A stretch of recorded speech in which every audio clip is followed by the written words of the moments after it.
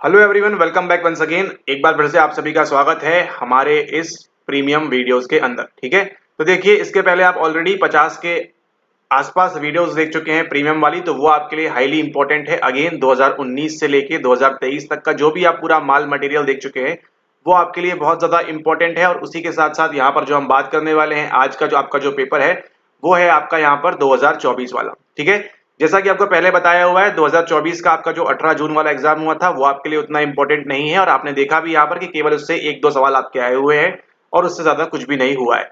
लेकिन आपके लिए ये जो एग्जाम है, ये जो पेपर है, ये जरूरी हो जाता है।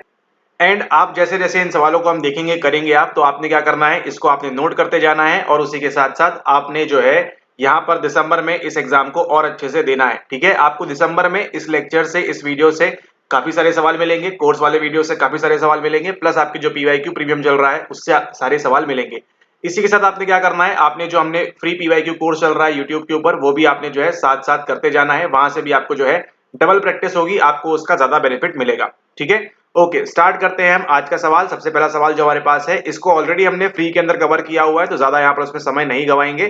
ठीक है, तो देखिए सिंपली आपसे क्या पूछी है यहाँ पर, आपसे सिंपली यहाँ पर स्टेरियस पूछी हुई है कि इनको आपको जमाना है। ठीक है, डार्ले एंड लेटेने का ये सिद्धांत दिया हुआ है, ए बी सी डी क्या होगा। सबसे पहले देखिए क्या करेंगे, सबसे पहले आप करेंगे यहाँ पर नोटिस। ठीक है, सबसे पहले क्या करने वाले हैं, सबसे पहले आप यहाँ पर नोटिस करने वाले हैं।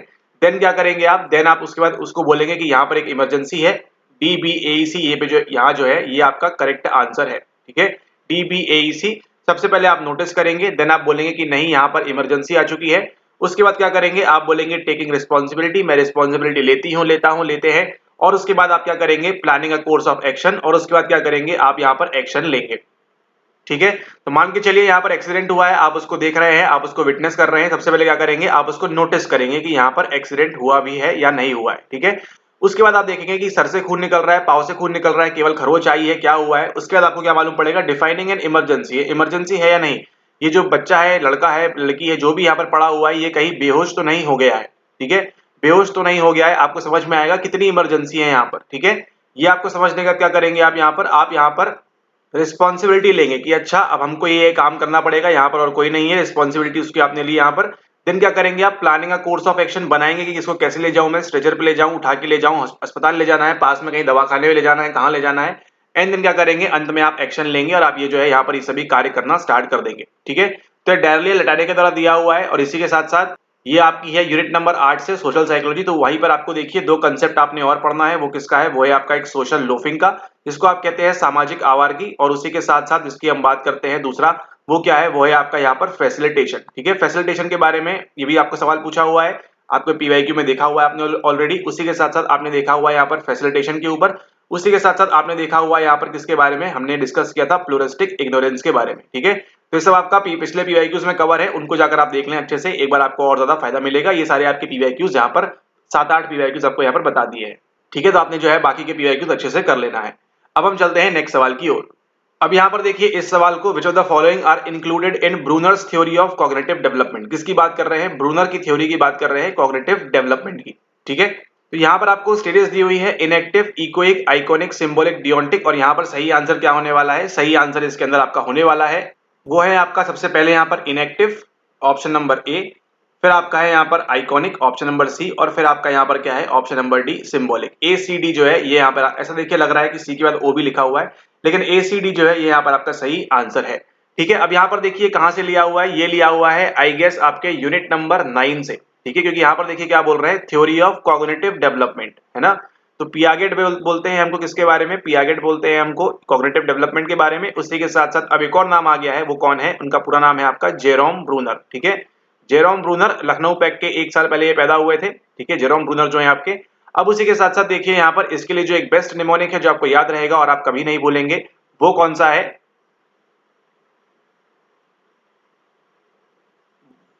वो है आपका यहाँ पर सिगमंड फ्रॉइड।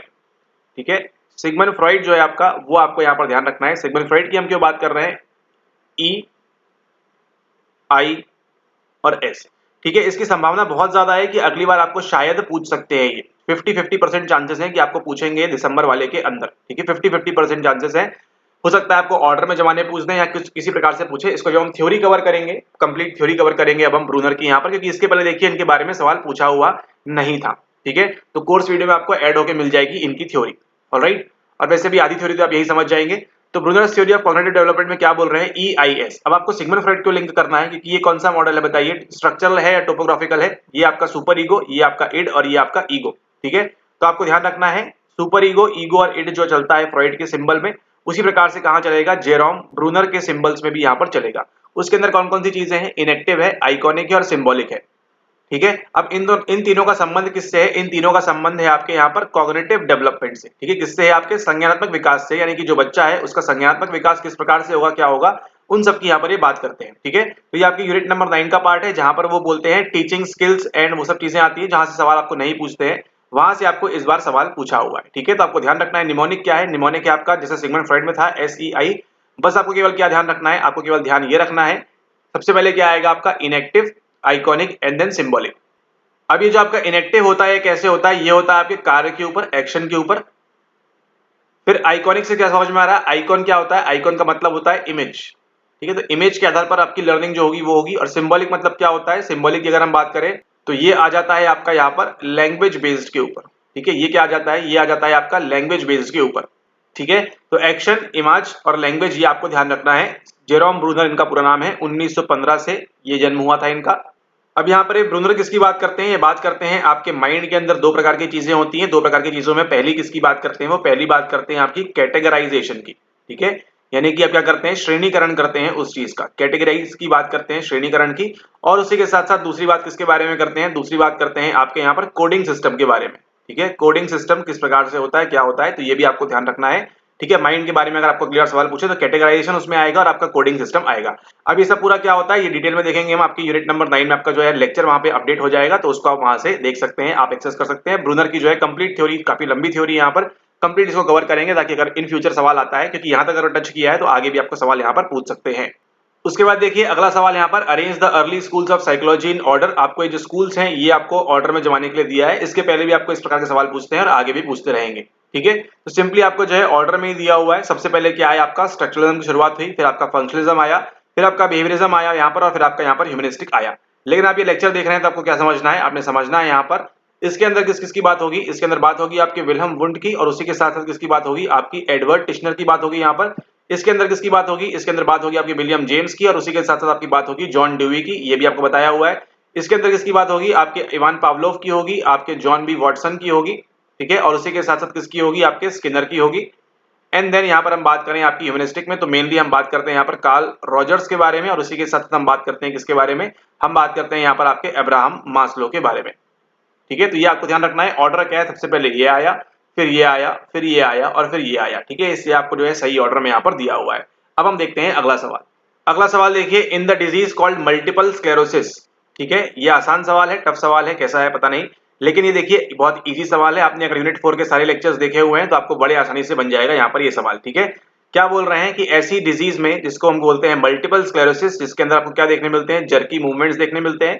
ठीक है, क्या होता है माइलिन शीथ का। ठीक है, इसके पहले क्या पूछ चुके हैं आपसे, आपको पूछ चुके हैं कि ओलिगोडेंड्रोसाइट्स क्या काम करते हैं, और उसी के साथ साथ आपसे पूछ चुके हैं कि श्वान सेल्स क्या काम करते हैं। ठीक है, जैसे कि आपको बताया था दोनों ही चीजें क्या है, दोनों ही चीजें आपको जो है अब नहीं पूछेंगे, और देखिए इस सवाल के अंदर सेम एग्जैक्टली वही हुआ है। ठीक है, the myelin sheath is destroyed, the myelin sheath is thick, the myelin shows bumps in some places, the electrical signals jump. ठीक है, तो यहाँ पर देखिए इनमें से कुछ भी नहीं हो रहा है। सही आंसर क्या है आपका, जो आपकी माइलिन शीथ है वो आपको डिस्ट्रॉय हो जाती है। ठीक है, आपको दिखाया भी था कि किस प्रकार से डिस्ट्रॉय होती है। ये यहाँ पर ऐसे आपकी क्या बना हुआ है, ये आपका एक्सॉन बना हुआ है, ये आपकी माइलिन शीथ है प्रॉपर वाली की। ठीक है, मान के चलते हैं ये आपकी माइलिन शीथ प्रॉपर वाली की है। लेकिन जब क्या होगा, जब आपका ये हो जाएगा यहाँ पर क्या, जब ये डिस्ट्रॉय हो जाएगी तो कैसे दिखेगी, यहाँ पर ये देखिए, ये आपको इमेज में दिखाया हुआ था यूनिट नंबर 4 में। ये आपकी देखिए कुछ इस प्रकार से ऐसी हो जाएगी। ठीक है, ऐसी आपको जो है इस प्रकार से यहाँ पर ऐसे आपको देखने मिल सकती है। ठीक है, अलग अलग प्रकार से होता है कि कितनी है कितनी नहीं है। ठीक है, तो यहाँ पर देखिए क्या होगा, यहाँ पर सिग्नल जो है फटाफट चले जाएंगे जंप करते हुए, लेकिन यहाँ पर देखिए यहाँ पर जो है दिक्कत आ सकती है। समझ रहे हैं आप, यहाँ पर प्रॉपर्ली पूरा कवर नहीं है, इमेज है यहाँ पर आपकी। ठीक है, तो पूरा प्रॉपर्ली यहाँ पर कवर नहीं है। इसका मतलब क्या है कि जो आपकी माइलिन शीथ है वो डिस्ट्रॉय हो जाती है किसके अंदर, मल्टीपल स्क्लेरोसिस नाम की डिजीज के अंदर। ठीक है, ये आपको जो है यहाँ पर ध्यान रखना है। The myelin sheath is thick, इसका कोई मतलब नहीं है थिक हो, मोटी हो, पतली हो, थोड़ी सी होनी चाहिए। The myelin shows bumps in some places, यहाँ पे बम्प्स दिखाती है, बम्प्स तो जब रहेगा नॉर्मल तो भी दिखाती है। द इलेक्ट्रिकल सिग्नल्स, नहीं बम्प्स, अच्छा उसकी बात कर रहे हैं, myelin shows bumps in some places नहीं है, माइलिन में कहीं भी बम्प नहीं आता, ये ब्रोक हो जाती है, ठीक है, ये पूरी की पूरी आपकी टूट जाती है। और द इलेक्ट्रिकल सिग्नल्स जंप नहीं है, ऐसा भी नहीं है, ठीक है। तो क्या है सही आंसर? सही आंसर यहाँ पर आपका द माइलिन शीट जो है ये यहाँ पर इसके अंदर डिस्ट्रॉय हो जाती है। अब यहाँ पर देखिए इस सवाल को, which of the following methods can be used to determine the number of factors to be extracted in exploratory factor analysis. कई बार रिपीटेड सवाल है। सिंपल सा आंसर क्या है इसका आपका? स्क्री टेस्ट और आइगन वैल्यू क्राइटेरिया, ठीक है। हम क्या करते हैं, स्क्री प्लॉट बनाते हैं जहां से हम एल्बो के नीचे जो है जितने भी चीजें हैं उनको हम क्या कर देते हैं, डिस्कार्ड कर देते हैं। लेक्चर में आपने देखा हुआ है रिसर्च सीरीज वाले, ठीक है, रिसर्च सीरीज वाले में देखा हुआ है आपने, स्क्री प्लॉट जैसे ही क्या होगा, एल्बो के नीचे घुसेगा आपका जो है नंबर्स, वहां से हम उसको हटा देंगे। और आइगन वैल्यू हमारे पास होनी चाहिए, मिनिमम कितने वेरिएबल्स होने चाहिए हमारे पास? वहां पर मिनिमम 3 वेरिएबल्स हमारे पास उसके अंदर होने चाहिए। 3 वेरिएबल्स होंगे, एक के ऊपर मिलेगा हमको यहाँ पर, और आइगन वैल्यू की हम जब बात करते हैं हमको इसके ऊपर चाहिए होती है, ठीक है। रोटेशन की बात नहीं करेंगे, रोटेशन आपको बताया हुआ है कि कौन कौन सा होता है आपके पास। यहाँ पर होता है आपके पास ऑब्लिक, और आपके पास कौन सा होता है, यहाँ पर होता है आपके पास ऑर्थोगोनल, ठीक है। तो रिसर्च सीरीज का जो लेक्चर है 29-30 उसको जो है एक बार फिर से अच्छे से कर लेंगे, तो दिसंबर में आपका फैक्टर एनालिसिस से संबंधित आपका कोई भी सवाल गलत नहीं होगा।